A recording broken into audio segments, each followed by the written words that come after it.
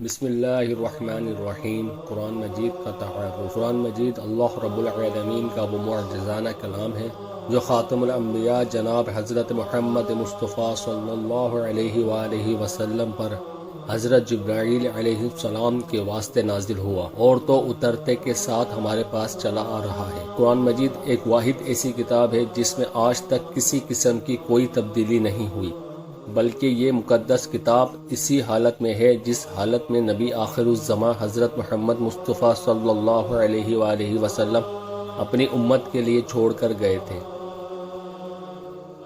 قرآن پاک کی سب سے پہلے اترنے والی آیات اقرأ بسم ربک الذی خلق ہے، مگر ترتیب کے لحاظ سے قرآن مجید کی سب سے پہلی سورہ سورہ فاتحہ اور سب سے آخری سورہ سورۃ الناس ہے۔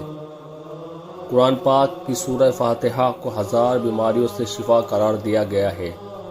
قرآن پاک کا دل سورہ یاسین کو کہا جاتا ہے۔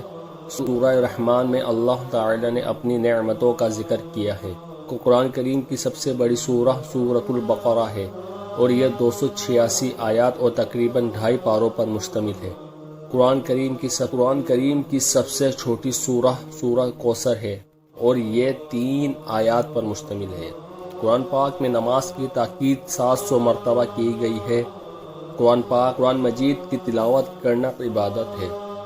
اگر آپ کو ویڈیو پسند آئی تو ویڈیو کو لائک کریں اور مزید ویڈیو کے لیے ہمارے چینل کو سبسکرائب کریں۔ شکریہ۔